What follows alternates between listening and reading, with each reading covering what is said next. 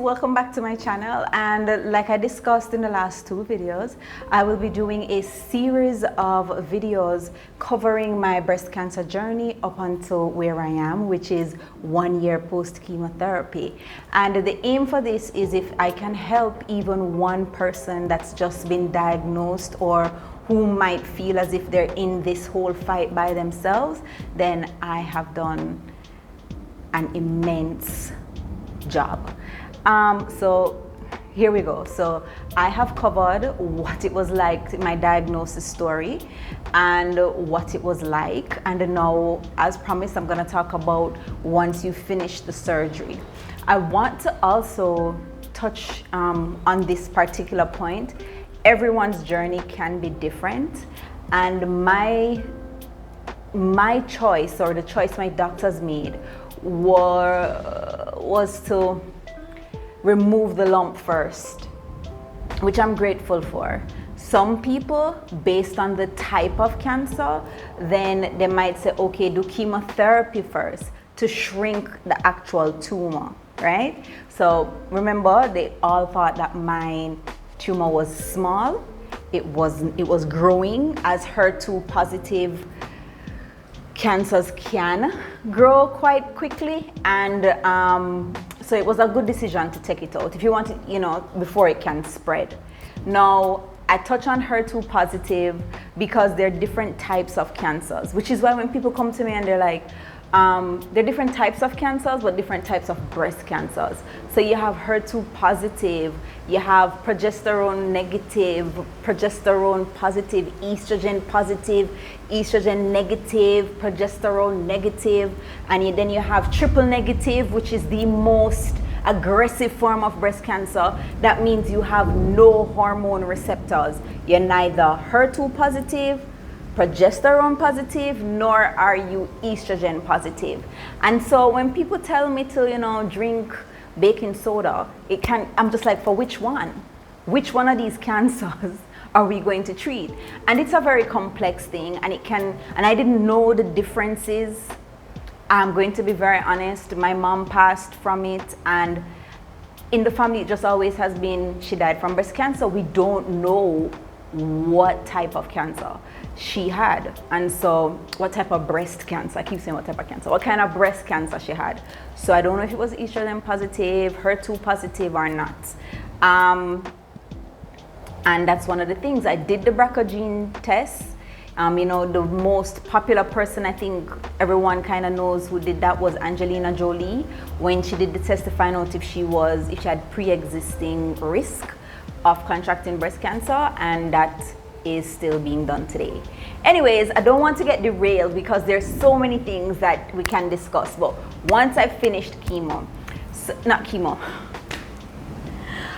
forgive me, I'm trying not to make it be like a super long video like the last one. I'm really trying to keep everyone's attention. So once I finished, went home the next day, the one thing I can remember was that I didn't know that when you come out of a major surgery, they only give you broth, because it's possible that you might upchuck, you might throw up, right? You might get sick. And I was adamant and upset that all they were giving me was broth. I was hungry because you can't eat, and let me tell you, I didn't go on bad, cuss bad word, but I was super miserable and just like, yo, why wouldn't you feed me? I am so hungry. I'm already going through something traumatic. I was hangry. I wasn't hungry. I was hangry. I wanted some food. And all the nurses were just, you can't get anything. It's too late. The kitchen is closed. And only one nurse came and said, it wouldn't make any sense, because you just came out of surgery. We can't do that. You'll get sick. And I was like, well, why didn't somebody say that? Why didn't somebody say that? And I have me out there vexed, like, whoa. Anyways, I went home.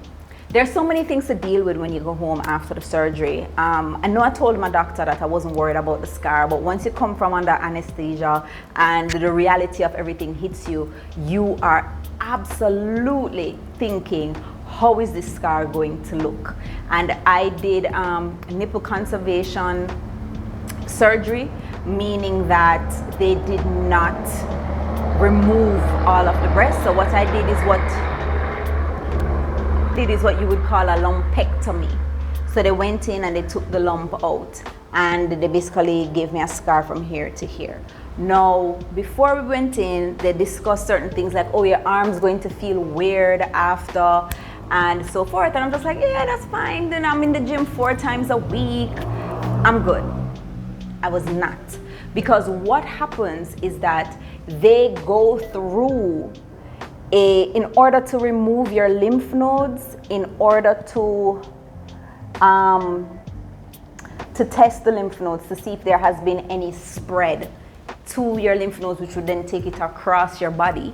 They have to take them out, and to get to them, they have to cut through a web of nerves. So it's a system they have to cut through, and it won't heal back, right?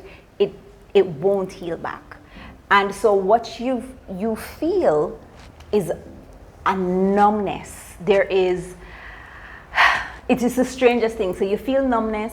Sometimes you're standing up and you feel like there's like little ants, little sugar ants crawling on the back of your hand. Sometimes there are sugar ants crawling on the back of your hand, but most times it's your nerves. And what happened to me was that, and I'm still numb, and you also can develop lymphedema. Not everyone, but I do. I experienced lymphedema in this arm right here, and also in the chest area. So there's some fluid retention. So this titty look way more awake than this one. I mean, granted, this one is not fully asleep, but this one is definitely more perky. And so what I do is once a week I go and get a lymphatic drainage massage from Physical Therapy Solutions. She's actually certified in that. So it's not like what the lymphatic we're going to see them get when they do them BBL. Completely different type of lymphatic drainage massage that I get. Anyway, so we're cutting through the nerves. You get numbness under your arm. So like I'm super afraid. Like at first I was super afraid to shave under my arm, but that was fine because no hair was growing. No, there was hair. I didn't start chemo yet. Oh, it's all coming back. Anyways, and then the arm just felt super weird, but it was also very stiff. I could not raise my hand further than here. And thankfully, another survivor sent me a link for exercises that I could do to get back mobility in my hand. Now, let me tell you something. You have to want it more than you're afraid. You have to want to get better.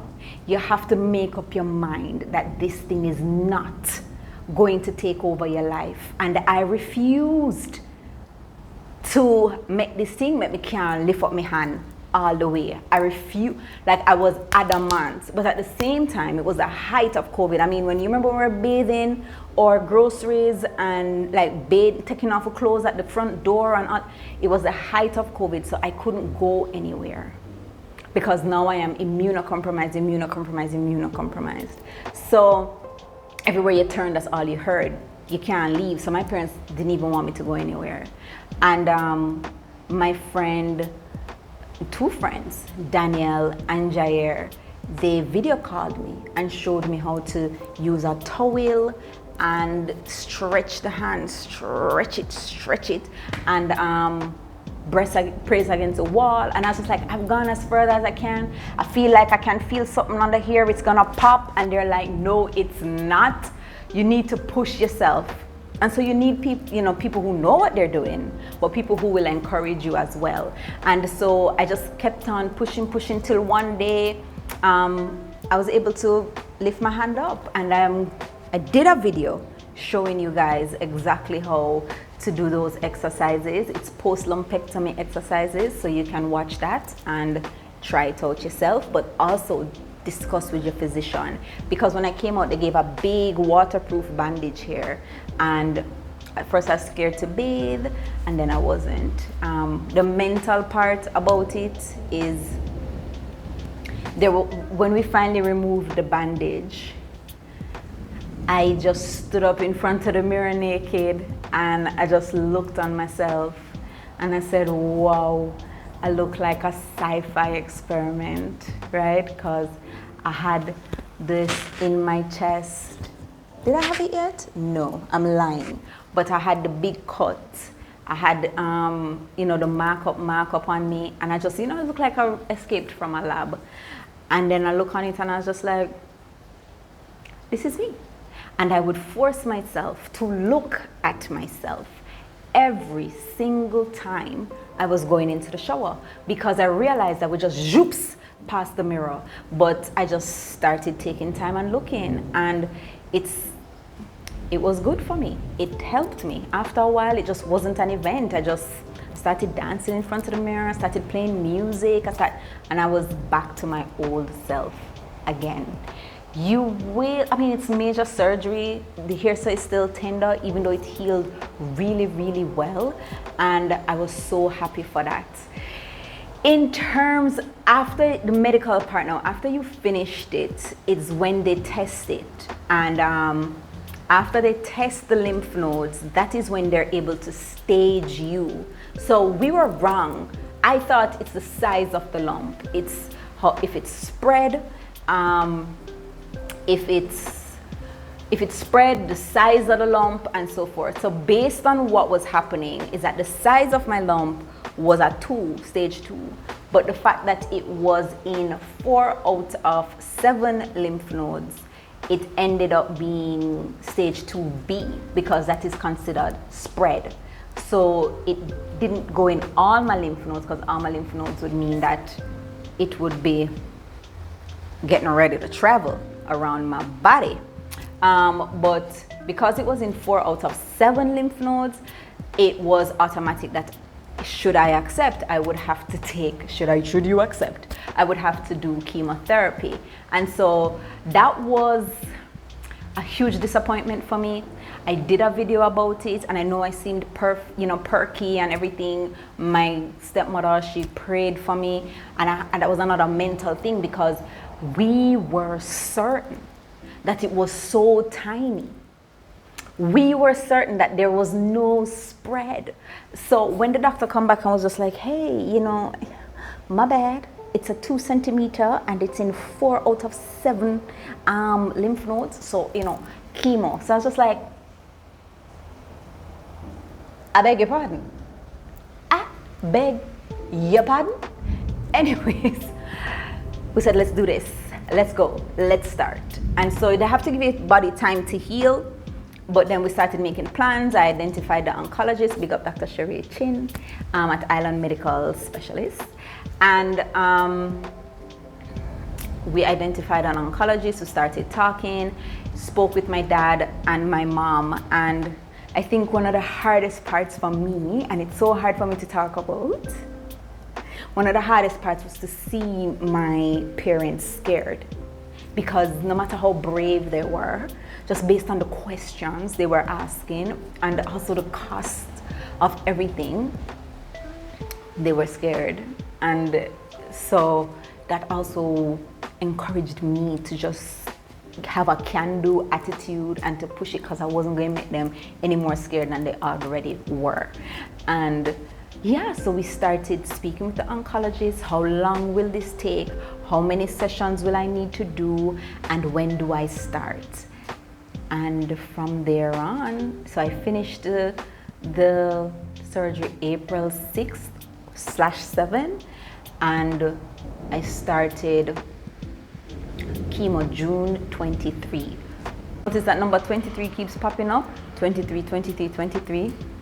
I should have did play that number, You guys think it's too late? Anyway, so yeah, that's it. I refuse to go over 15 minutes. I refuse to go over 15 minutes with you guys. And so next week, I'm gonna talk about what I was prepared for and what I was not prepared for.